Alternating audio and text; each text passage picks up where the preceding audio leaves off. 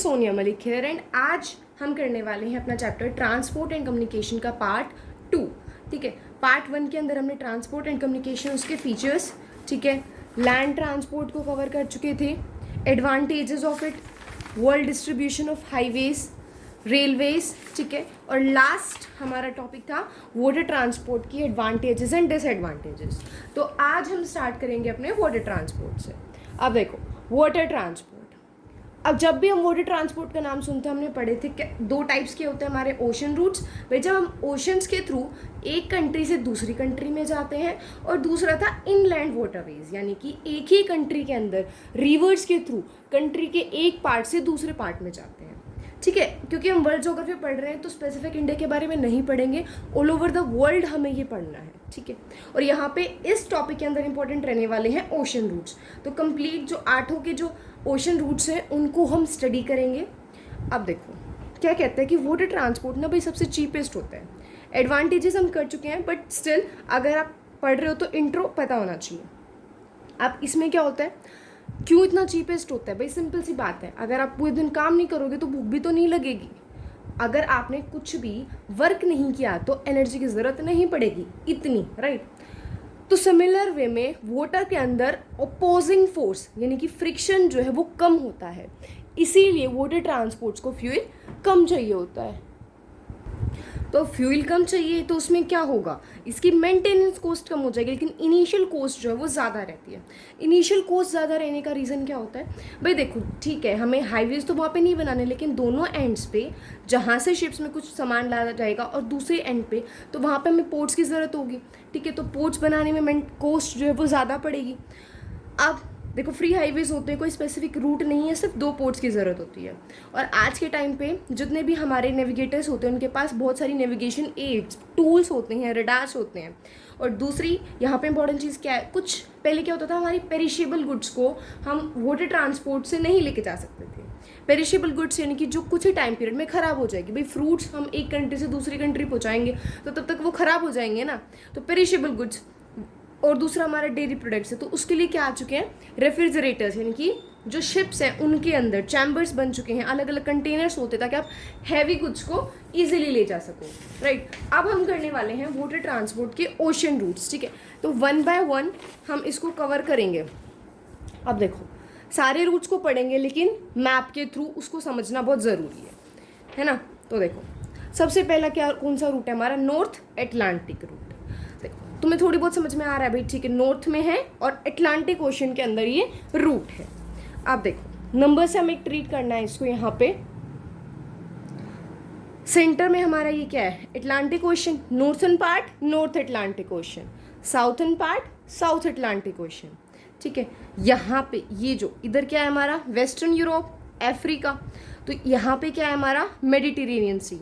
फिर इस छोटे से पार्ट में Red Sea, this is Indian Ocean, और ये पैसिफिक ओशन। अब ये जो दोनों पैसिफिक ओशन है, अगर मैं इसको कर्व दे दूंगी इस पेपर को तो ग्लोब की तरह बन जाएगा।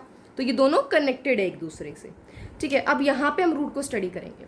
तो देखो North Atlantic route, North Atlantic तो यही है। यहाँ पे 2 इंपॉर्टेंट पोर्ट्स कहाँ पे बने होंगे, राइट, हमारी न्यूयॉर्क सिटी और इधर हमारे वेस्टर्न यूरोप के अंदर जो हमारे पोर्ट्स बने हुए हैं, ये हमारा नॉर्थ अटलांटिक रूट।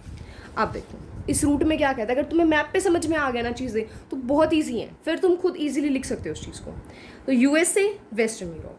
अब इन दोनों के मेजर सिटीज़ कौन सी है जिसके बारे में हम सुनते हैं, न्यूयॉर्क, लंदन। एक याद करने की ट्रिक्स होते हैं, क्योंकि ज्योग्राफी के अंदर उन्हीं चीज़ों की हम सुनते हैं जो सामने होती हैं, राइट। तो देखो अब ये जो रूट होता है ना वो सबसे बिजिएस्ट है। बिजिएस्ट क्यों है, क्योंकि देखो एक तो कौन सी है कंट्री, यूएसए, दूसरा वेस्टर्न यूरोप है, दोनों ही डेवलप्ड है, तो अच्छा खासा ट्रेड कर रहे हैं, और ट्रेड कर रहे हैं इसीलिए वो डेवलप्ड है ना। अब बिजिएस्ट है तो क्या होता है, मानो कि अगर 55 जो मेजर पोर्ट्स हैं वर्ल्ड के अंदर, उसके में से 28 इन दोनों एंड पॉइंट्स पे होते हैं। ठीक है, कार्गो देखो 2 टाइप्स के होते हैं, पैसेंजर्स है और एक कार्गो होता है। पैसेंजर्स क्लियर है, कार्गो क्या होता है कि जब भी हम गुड्स को सप्लाई कर रहे होते हैं तो पूरे वर्ल्ड का 1/4 सिर्फ इसी रूट पर से होता है। अब होता क्या है, यूएसए क्या सप्लाई करता है, agriculture products, food grains, raw materials. ठीक है, सप्लाई करता है किसको, वेस्टर्न यूरोप को। और वेस्टर्न यूरोप क्या देता है, देखो यूरोप, लंदन, ये जो है ना, यहाँ से क्या स्टार्ट हुआ था, इंडस्ट्रियलाइजेशन। तो जितना भी इस पूरे रूट में पढ़ोगे ना, वहाँ पे देखोगे कि वेस्टर्न यूरोप जो इंडस्ट्रियलाइज्ड यानी कि फिनिश्ड जो प्रोडक्ट्स हैं उनको सप्लाई कर रहा होता है, ठीक है। तो मैन्युफैक्चर्ड आइटम्स है, टेक्सटाइल्स, केमिकल्स, मशीनरीज, फर्टिलाइजर्स, भाई इसी चीज़ की तो ज़रूरत है इसको। नॉर्थ अटलांटिक रूट क्लियर है। अब सेकेंड रूट हमारा कौन सा है, the Mediterranean and Indian Ocean route. अब देखो हमने देखा था this was Mediterranean Ocean, Mediterranean Sea, ठीक है, ये हमारा इंडियन ओशन है।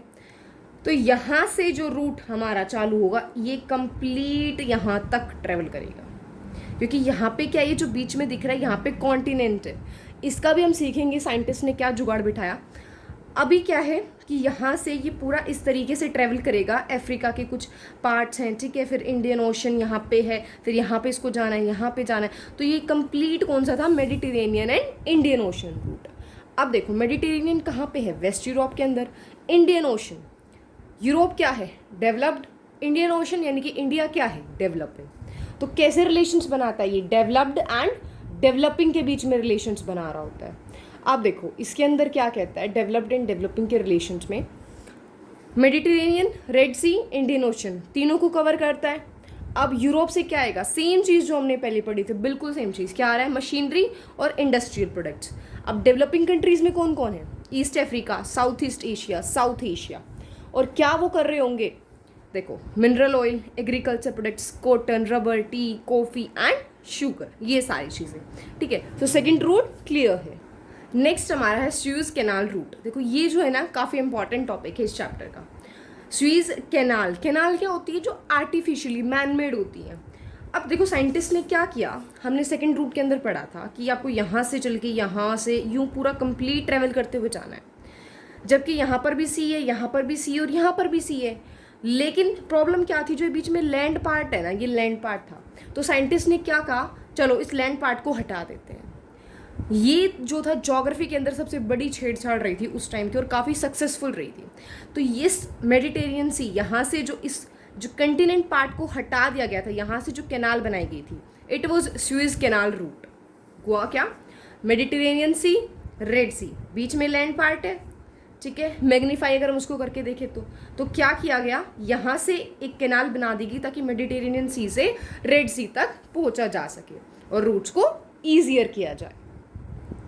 अब ये काम किसने किया, यानी कि ये जो मैप है, ये प्रोजेक्शन है, ये आइडिया किसका था, फ्रेडिनार्ड ली लेसिप्स का, ठीक है। 1854 में ये काम स्टार्ट हुआ, 1869 में कैनाल रेडी हो गई थी। इसकी लेंथ देखो कितनी थी, 168 किलोमीटर लंबी थी, length and breadth it was 16 × 365 metre है। अब हम बात करते हैं इसके यूजेस की। हर एक का यूजेस होता है, बट इसका क्या था, खुद सोचो फ़ायदा क्या हुआ होगा। सबसे पहली बात, उन्हें शॉर्टकट मिल गया, यानी कि एक शॉर्ट रूट हो गया वेस्ट और ईस्ट के बीच में। और दूसरी बात, जो ब्रिटिश एम्पायर था उसकी ये जुगुलर वेन थी। जुगुलर वेन क्या होती है कि उसकी लाइफ लाइन, उसकी blood economy very important for Britain, ठीक है। तो अब देखो वेस्ट और ईस्ट, हमने पढ़ा भाई वेस्ट और ईस्ट में रिलेशंस बना रहे हैं, लेकिन हम स्पेसिफिक कंट्रीज़ की तो बात कर नहीं रहे। तो स्पेसिफिक कंट्रीज़ वेस्ट के अंदर कौन सी थी, France, Italy, Sweden, Denmark and Manchester. Manchester country नहीं है but it was important station here. East के अंदर कौन था, Kolkata, Karachi, Mumbai, Singapore, Hong Kong, Jakarta. ये क्या बता रखे कि मेजर सिटीज़ जहाँ पर इंपोर्ट एक्सपोर्ट होता था। अब देखो जो डेवलपिंग है वो क्या देगी, रॉ मटेरियल्स, डेवलप्ड है वो क्या देगी, फिनिश प्रोडक्ट्स। सेम चीज़, food grains, jute, wool, cotton, spices, petroleum कौन देता था, ईस्ट के नेशंस। और वेस्ट में machinery, fertilisers, oil seeds, clothes and medicine. Next हमारा टॉपिक है the Cape of Good Hope route, fourth हमारा जो रूट है। अब देखो इसमें क्या है, Cape of Good Hope route कहाँ है, मैंने स्टार्टिंग में कहा था अगर तुम मैप से करोगे बहुत ईजी रहेगा। तो क्या करता है, यहाँ से स्टार्ट होते हैं, वेस्टर्न यूरोप के जितने भी नेशंस हैं और ये टॉप मोस्ट अफ्रीका का पार्ट पूरा कवर करते हुए यहाँ पर साउथ अफ्रीका में एक टाउन है दैट इज़ केप टाउन, वहाँ तक इसका नाम पड़ा था Cape of Good Hope route. फिर यहाँ से बाकी अदर नेशंस तक यहाँ से जाता है। तो ये काफ़ी लंबा है ना, हमने पढ़ा पहले भी था। तो सुएज कैनाल का एक टाइम पर ये अल्टरनेटिव था, यानी कि ये सीधा सीधा रास्ता था और सुएज कैनाल हमारी एक शॉर्टकट बनाया गया। अब इसको लोग अवॉइड करते हैं भाई, हर कोई, सिंपल सी बात है, हर कोई शॉर्टकट से जाना चाहता है और ये था लंबा। अब स्वेज कैनाल 1967 में एक बार बंद हो गई, तो उस टाइम पे इसकी इंपॉर्टेंस बड़ी थी। और इसका फ़ायदा क्या है, देखो स्वेज कैनाल जो है वहाँ पे जो बड़े बड़े कार्गो शिप्स हैं वो उनको नहीं लेके जा सकते, क्योंकि उसकी जो लेंथ है और विड्थ है वो तो कम है ना भाई। सिंपल सी बात है, अगर पता चले ऊपर छत पे अटक गया तो कैनाल ही तो बना रखे हैं इंसानों ने। और इससे क्या हुआ, अफ्रीका की डेवलपमेंट बहुत ज़्यादा हुई थी। नेक्स्ट हम बात करते हैं द साउथ एटलांटिक रूट। अब देखो एटलांटिक ओशन ये रहा, ये पूरा नॉर्थ है, ये साउथ एटलांटिक ओशन है। अब यहाँ पे क्या कह रहा है कि ये जो साउथ अमेरिका के एक पार्ट से दूसरे पार्ट तक पहुँचाने के लिए जब हम वाटर ट्रांसपोर्ट का यूज़ करते हैं, this is South Atlantic route. इसका इतना फ़ायदा नहीं है West Africa and West Europe के अंदर भी हम इसको बात करते हैं। लाइक वेस्ट यूरोप अगर हम यहाँ से चल रहे हैं, यहाँ से पहुँचाना, यहाँ पे क्या है, ट्रैफिक इतना नहीं है, ट्रैफिक इतना नहीं है क्योंकि यहाँ पे पॉपुलेशन कम है। साउथ अफ्रीका के अंदर हम बात करें तो साउथ अमेरिका के अंदर, राइट, तो स्पेस पॉपुलेशन है, इकोनॉमी भी इतनी अच्छी नहीं है। और दूसरी बात यहाँ पे इंपॉर्टेंट चीज़ क्या है, इन दोनों ही रीजन्स के पास सिमिलर प्रोडक्ट्स होते हैं। तो आपकी फ्रेंड के पास भी सेम पेन है, आपके पास भी सेम पेन है, तो एक्सचेंज क्यों करोगे, राइट। अगर अलग अलग होता है तो ही तो हम एक्सचेंज कर सकते हैं, सिमिलर विद द प्रोडक्ट्स। अब हम बात करते हैं द नॉर्थ पैसिफिक रूट। अब देखो नॉर्थ पैसिफिक रूट के अंदर क्या होता है, ये रूट थोड़ा सा बड़ा है। यहाँ पे क्या होता है, ये वाला हमारा नॉर्थ पैसिफिक का रीजन है। यहाँ से जब चीज़ें चलेंगी, ठीक है, क्योंकि फिर वही बात है कि इसको अगर आप पूरा घुमा लो, ग्लोब की तरह बना दो, सिलेंड्रिकल फॉर्म में पेपर को करो तो ग्लोब पे पूरा बन जाएगा। ये तो सिर्फ एक प्रोजेक्शंस होती हैं मैप की। यहाँ से चालू होगा पूरा घूम के यहाँ तक, लेकिन ये इतना भी बड़ा नहीं होता है। देखो अगर मैंने इसको यूं फॉर्म में बना दिया, राइट, कनेक्ट हो गया। नेक्स्ट रूट है द पैनामा कैनाल। अब देखो ये भी कैनाल है, जैसे सुएज कैनाल थी, सिमिलर वे में। अब यहाँ पे साइंटिस्ट ने क्या किया, जोग्राफर्स जो हमारे थे, उन्होंने कहा भाई इस रूट से अगर हम यहाँ पर आना है तो हमें कैसे घूम के जाना पड़ेगा, कंप्लीट घूम के जाना पड़ेगा, है ना। तो उन्होंने क्या डिसाइड किया, यहाँ पर अटलांटिक ओशन को पैसिफिक ओशन से जोड़ने का। तो उसमें सबसे छोटा रास्ता कौन सा था, यहाँ से। भाई इस पूरे को कवर करना कैनाल बहुत मुश्किल है, ये इजी है, राइट। तो यहाँ पर जो कैनाल बनाई गई दैट वाज पैनामा कैनाल। अब यहाँ पे क्या था, Atlantic ocean, Pacific ocean. Atlantic ocean की साइड पे कोलोन सिटी और इधर है पैनामा सिटी। इस पॉइंट से यहाँ पे इस तरीके से, राइट, उसको जोड़ दिया गया, इट वाज पैनामा कैनाल। 1906 से 1914 तक ये काम चला। और यहाँ पे किसका कंट्रोल रहता है, यूएसए का। और यहाँ पे जो टोपोग्राफी यानी कि जो हमारी टेरेन्स है, यानी कि जो लैंड सरफेस है, वो बहुत ही ज़्यादा रग्ड है। जैसे देखो अगर मैं बात करूँ नॉर्थन इंडिया की तो प्लेन्स है, बिल्कुल प्लेन एरिया है।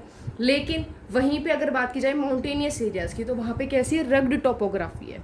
और इससे पहले कहाँ से जाते थे, केप रूट फॉलो करना होता था। डिस्टेंस कम हुआ। पैसिफिक साइड से क्या लिया जाता है, कॉपर, नाइट्रेट और टिम्बर जैसी चीज़ें। अटलांटिक वाली जो साइड है वहाँ से क्या ट्रांसफ़र होता है, petroleum, grains and oats. And finally हमारा लास्ट टॉपिक कहता है द साउथ पैसिफिक रूट। अब देखो साउथ पैसिफिक रूट कहाँ से आता है हमारा यहाँ पे कि साउथ पैसिफिक ओशन। तो इस वाले यहाँ से जो पूरे पोर्शन जितने भी पोर्ट्स पड़ते हैं जहाँ पर भी बीच में जाना होता है that is South Pacific route. अब यहाँ पे क्या होता है, जो पैनामा कैनाल से शिप्स आ रही होती हैं उसके बाद यहाँ से जाती हैं शिप्स, ठीक है, कहाँ पे पहुँचने के लिए, हांगकांग, फिलीपींस, इंडोनेशिया। लेकिन यहाँ पे दिक्कत क्या है कि बहुत ही ज़्यादा लंबा डिस्टेंस ट्रेवल करती है। और जैसे वीट, मीट, वूल, फ्रूट्स, डेयरी प्रोडक्ट्स, इन सारी चीज़ों का यहाँ से एक्सचेंज किया जाता है। अब देखो इसी चैप्टर के अंदर एक छोटा सा टॉपिक है इनलैंड वाटरवेज।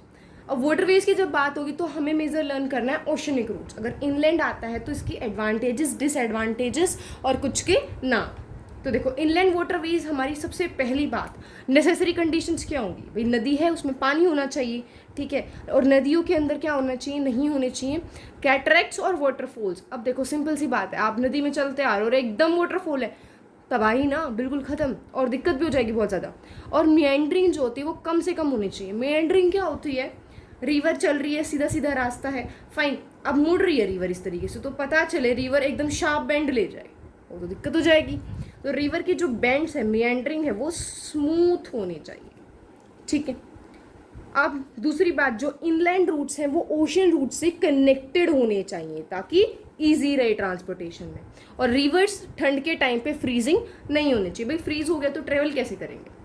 अब हमारे इसकी पॉजिटिव चीज़ें क्या कहती हैं, चीपेस्ट है, बहुत सस्ता है, ट्रैक्स वगैरह की ज़रूरत नहीं है। ट्रैक्स यहाँ पे क्या है कि जैसे रेलवेज हम बना रहे हैं तो उनके लिए ट्रैक्स लगाने पड़ेंगे, रोड बना रहे हैं तो उसके लिए रोड्स बनाने पड़ेंगे। डेंस फॉरेस्ट में सिर्फ यही एक तरीका होता है कि जब हम वहाँ पे ट्रांसपोर्टेशन कर सकते हैं, ठीक है। नेगेटिव, स्लो है, ये जो मीडियम है वो स्लो है, तो पेरिशेबल गुड्स तो ख़त्म। दूसरी बात, जितनी भी मोस्ट ऑफ रिवर्स हैं वो सारी की सारी एक्सेप्शनली जो क्या है डिमांड एरिया से दूर होती हैं, और इसका जो वाटर लेवल है वो चेंज होता रहता है। भाई सीजनल रिवर्स हैं कुछ, ठीक है, तो कुछ हमारी पेरिनियल है, डिफरेंट वेरी करता रहता है। अब वाटरवेज इंपॉर्टेंट जो हमारी कुछ बता रखे हैं उनको हम यहाँ पे स्टडी कर रहे हैं। देखो नॉर्थ अमेरिका के अंदर कौन सा है, the Great Lakes, Saint Lawrence waterways, the Mississippi river system. Europe के अंदर हमारा the Rhine and the Danube waterways. India के अंदर देखो, इंडिया का जो हम पूरा वाटर सिस्टम है, जब इंडिया वाली बुक के अंदर हम स्टडी करेंगे ना, वहाँ से इसको पूरा स्टडी करना है। तो यहाँ पर अगर इसको ना भी करो तो कोई ऐसा फर्क नहीं पड़ता है, ठीक है। गंगा एंड ब्रह्मपुत्र, क्योंकि जो इंडिया वाली बुक करोगे उसमें स्पेसिफिक इन चीज़ों को तुम्हें पढ़ना है। अब नेक्स्ट हम बात करते हैं एयर ट्रांसपोर्ट की। एयर ट्रांसपोर्ट, भाई आज की जो एज है ना उसको माना जाता है एयर एज, क्योंकि जो अर्ली 20th सेंचुरी है। अब वर्ल्ड वॉर हुआ, उसके बाद से हमारी एयर ट्रांसपोर्ट जो बढ़ता ही जा रहा है, बढ़ता ही जा रहा है। अब देखो इसकी करेक्टरिस्टिक्स क्या पढ़ेंगे, भाई माउंटेन वाले एरियाज़ हैं वहाँ पे तो सिर्फ एयर ट्रांसपोर्ट काम करेगा, ठीक है। अब जब लड़ाई होती है तो किसी भी जो भी कंट्री के पास एयर ट्रांसपोर्टेशन अच्छा होता है ना, उस कंट्री को एक एडवांटेज होती है। मान लो कहीं पे कुछ नेचुरल हैजार्ड्स हैं, डिजास्टर्स हो रहे हैं, तो वहाँ के लोगों तक फूड और मेडिसिन कैसे पहुँचाए जाएंगे, एयर ट्रांसपोर्टेशन के थ्रू, ठीक है। दूसरी बात, अब ये किस चीज़ के लिए अच्छा होता है, पेरिशेबल कॉमोडिटीज़ जो लाइट हैं बट कॉस्टली हैं। अब ये थोड़ी ना कि हम दूध पहुँचा सकते हैं एक जगह से दूसरी जगह, इट्स ओनली अबाउट, ठीक है, जो लाइट कॉमोडिटीज़ है, फास्टेस्ट है बट कॉस्टलीस्ट भी है। और यहीं से स्टार्ट होती है इसकी डिसएडवांटेज। क्या डिसएडवांटेज है इसकी, देखो सबसे पहली बात, कॉस्टली है तो poor people can not afford it. अब अगर बैड वेदर है तो भी हम एयर ट्रांसपोर्ट का यूज़ नहीं कर सकते। और दूसरी बात, आजकल एक्सीडेंट्स और हाईजैकिंग जो है प्लेन्स का वो बहुत ही कॉमन हो चुका है, ठीक है। इजी चल रहा है, बहुत इजी चैप्टर है। अगर इसको छोटे छोटे पॉइंट्स के व्यू में अगर तुम पढ़ रहे ना, अभी तुम पढ़ने लगे लाइन टू लाइन तो बहुत बड़ा चैप्टर हो जाएगा, ठीक है। मैंने इसीलिए इसके 2 पार्ट्स बनाए हैं ताकि जो पार्ट 1 था अब तक वो तुम्हें लर्न हो चुका हुआ, और साथ के साथ अब तुम्हें पार्ट 2 भी लर्न हो रहा होगा, ठीक है। अब हम नेक्स्ट बात करते हैं वर्ल्ड डिस्ट्रीब्यूशन की। बट इससे पहले one request to you all guys, please channel को सब्सक्राइब कर दिया करो और वीडियोस को लाइक किया करो। आप देखो वर्ल्ड डिस्ट्रीब्यूशन हम पढ़ते हैं इसकी, तो कहाँ पर ये ज़्यादा है, सिर्फ उन मेजर एरियाज़ के हमें यहाँ पे नाम बताने होते हैं। तो वेस्टर्न यूरोप, ईस्टर्न यूएसए, ठीक है, लंदन, पेरिस, रोम, मॉस्को, कराची, न्यू दिल्ली, मुंबई। अब यहाँ पे करना क्या है, जितनी भी मेजर सिटीज़ हैं, थोड़ा सा कॉमन सेंस होता है, जो एडवांस्ड सिटीज़ है वहाँ पे होगा, ठीक है। और जो 10 से 35 डिग्री का जो लैटिट्यूड होता है वहाँ पर ये डेवलप्ड नहीं होता है। क्यों, क्योंकि वहाँ पे पॉपुलेशन इतनी ज़्यादा नहीं है। और यूएसए एक ऐसा नेशन है जिसके अंदर 60% एयरवेज यूएसए के हैं। अब हम बात करते हैं, टर्म आई है हमारे पास श्रिंकिंग वर्ल्ड। श्रिंकिंग क्या होता है, सिकुड़ जाना। अब सिकुड़ना का यहाँ पे क्या मतलब है कि जो वर्ल्ड है वो छोटा हो रहा है। रियलिटी में छोटा नहीं हो रहा वर्ल्ड यहाँ पे छोटा होने का मतलब है कि आप एक पार्ट से दूसरे पार्ट में बड़ी इजीली जा सकते हैं। तो एयर से क्या हो गया, पीपल और लैंड एक साथ आ रहे हैं, ठीक है। अब हमारे कमर्शियल एयर ट्रांसपोर्ट यानी कि डिफेंस पर्पसेस के लिए तो यूज़ होते थे, बट कमर्शियल कब स्टार्ट हुए थे, 1926 यूएसए के अंदर। जेट प्लेन्स भी काफ़ी चल रहे हैं, ठीक है, और फास्ट श्रिंकिंग वर्ल्ड बनता जा रहा है। इसी का एक एग्जाम्पल देखो, ये जो छोटे छोटे पॉइंट्स होते हैं ना, ये नहीं छोड़ने होते, क्योंकि जो 1 मार्क्स है, इवन समटाइम्स 2 मार्क्स के अंदर इसको बहुत कॉमनली पूछा जाता है।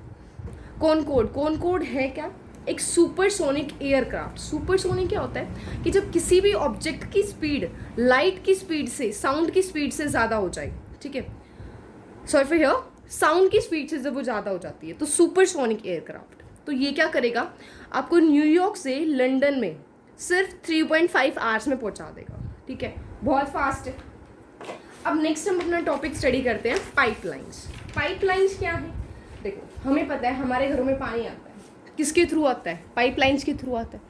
तो ये कह रहा है कि वाटर को छोड़ के बाकी जितने भी हमने यहाँ से ट्रांसपोर्ट किया कि जो स्लरी क्या होता है कि जब लिक्विड और सॉलिड को मिक्स कर दिया जाए, यानी कि मिक्सचर जब बना दिया जाए कि उसको हम ट्रांसपोर्ट कर सके इजीली पाइप्स के थ्रू, वो था स्लरी।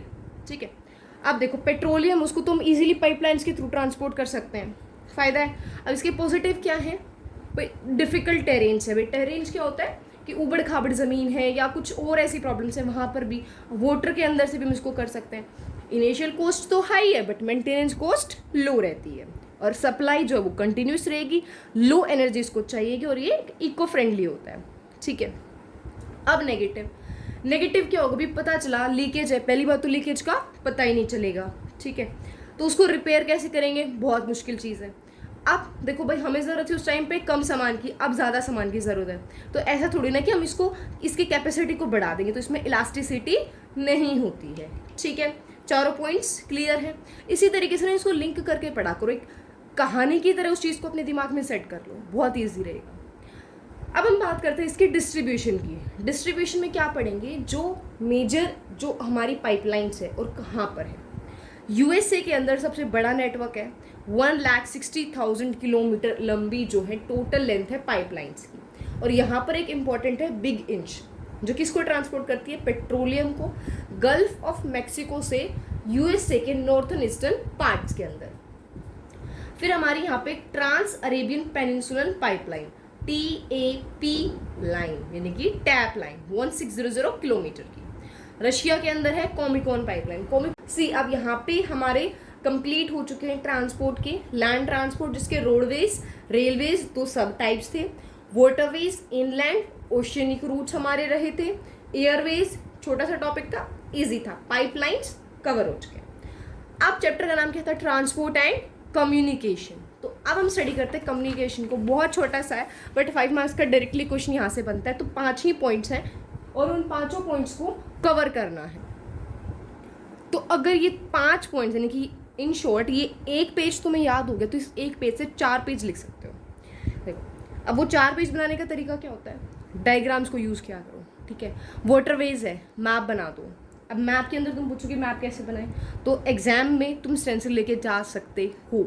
ठीक है, बहुत ईजिली, जब तुम्हें रोल नंबर मिलेगा, यकीन नहीं आ रहा तो उस पर तुम पढ़ सकते हो उस चीज़ को, सेट जो उसको इजीली लेके जा सकते हो। मैप्स बनाओ, डायग्राम्स का यूज़ करो, छोटी छोटी इमेजेस बना दो, एग्रीकल्चर दिखा रहे क्रॉप बना के दिखा दो। ठीक है, तो इन चीज़ों से काफ़ी इफेक्टिव होता है, क्योंकि एग्जाम में क्या होता है, सारे बच्चे वही लर्न कर रहे हैं। एक टीचर आपको 5 मार्क्स दे रहा है, दूसरे बच्चे को 4, तो तीसरे को 4.5। कहाँ आता है डिफरेंस, प्रेजेंटेशन।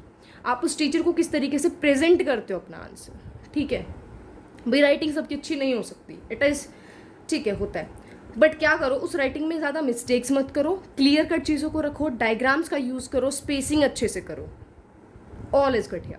ठीक है, अब हम बात करते हैं कम्युनिकेशन की। कम्युनिकेशन में सबसे पहला हमारा क्या आता है, सैटेलाइट कम्युनिकेशन। सैटेलाइट कम्युनिकेशन के अंदर क्या है कि जब हम सैटेलाइट्स के थ्रू कम्युनिकेट करते हैं, स्टार्टिंग कहाँ से हुई थी, यूके और रशिया ऐसी 2 कंट्रीज थी जिन्होंने ऐसा करना शुरू किया था। 1970s से ये बढ़ता जा रहा है। स्टार्टिंग हुई हमारी 1975 आर्यभट्ट के थ्रू, 1979 भास्कर 1, 1980 रोहिणी के अंदर। अब यहाँ पे क्या, इसकी सबसे एडवांटेज क्या होती है, चाहे वो 500 किलोमीटर का डिस्टेंस हो या 5000 किलोमीटर का डिस्टेंस तक बात करनी हो, कोस्ट सेम रहती है। ठीक है, अब वेदर की रिपोर्ट भी हम इससे पता कर सकते हैं, और जो इनसेट आईबी था उससे टेलीविज़न के अंदर एक रेवोल्यूशन आ गया था। नेक्स्ट हम बात करते हैं रिमोट सेंसिंग की। रिमोट सेंसिंग क्या होता है, हम हर चीज़ तो सेटेलाइट के थ्रू पता नहीं कर सकते। ठीक है, तो ये उन चीज़ों के बारे में इंफॉर्मेशन कलेक्ट करता है एज अ गैदरिंग डिवाइस। ठीक है भाई, इस चीज़ के बारे में सैटेलाइट कम्युनिकेशन से बातचीत नहीं हो पा रही है, ठीक है, मुझसे उस चीज़ के बारे में इंफॉर्मेशन नहीं ले पा रहे हैं, तो रिमोट सेंसिंग वो काम करेगा। नासा, ERST, लैंडसेट, ठीक है, पता करना है कहाँ पे एनर्जी रिसोर्सेज हैं, कहाँ पे पोल्यूशन ज़्यादा बढ़ता जा रहा है, तो रिमोट सेंसिंग काम करेगी। साइबर स्पेस इंटरनेट सबसे इम्पॉर्टेंट है। इम्पॉर्टेंट कैसे, साइबर स्पेस क्या होता है, हमारा वर्चुअल वर्ल्ड हियर। देखो, टेलीकम्युनिकेशन और कंप्यूटर का जब इकट्ठा यूज़ किया गया तो उसने नेटवर्क्स को बनाया, और नेटवर्क्स में world wide web, USA, UK, Germany और इंडिया काफ़ी ज़्यादा नेट यूज़र्स रहते हैं। GIS, geographical information system. देखो नाम पढ़ो, नाम समझो और चीज़ें क्लियर हो जाती हैं। जोग्राफिकल इंफॉर्मेशन सिस्टम यानी कि एक ऐसा सिस्टम जो हमें इंफॉर्मेशन प्रोवाइड करेगा अर्थ के जोग्राफिकल फीचर्स के बारे में, यानी कि कहाँ पे फॉरेस्ट्री है, कहाँ पे हमारे रग्ड टेरेन्स है, GIS का यूज़ करके। तो इसके लिए हम क्या यूज़ करते हैं, स्टूडेंट्स हम एज अ मैप्स यूज़ करते हैं, अलग अलग इमेजेस का यूज़ करते हैं। तो अकेडमिक्स स्टोरिंग उस जोग्राफिकल इंफॉर्मेशन को स्टोर करने के लिए, उसको मैनिपुलेट करने के लिए। GPS global geographical positioning system, positioning यानी कि हम लैटिट्यूड्स और लॉन्गिट्यूड्स का यूज़ करते हैं पोजीशनिंग के लिए। Now this is all for today. As a homework करना क्या है, जब भी तुम इस वीडियो को पढ़ोगे, ठीक है, इस वीडियो से पढ़ रहे होगे, वीडियो पोस्ट करो और इन शीट्स को रीड करना है। उससे फ़ायदा क्या होगा, आपको साथ के साथ लर्न हो जाएगा, दोबारा बुक खोलने की ज़रूरत नहीं पड़ेगी। करना होगा तो क्या करना होगा, सिर्फ आंसर प्रैक्टिस, ठीक है। इसके बाद इंटरनेशनल ट्रेड वाले की जो चैप्टर है हमारा, उसको मैं एक्सप्लेन करने वाली हूँ by these kind of notes. उससे होगा क्या, हमारी बुक 1 जो है वो कंप्लीट हो जाएगी, ठीक है। तो प्लीज़ चैनल को सब्सक्राइब किया करो, share it with your friends and like this video. Thank you.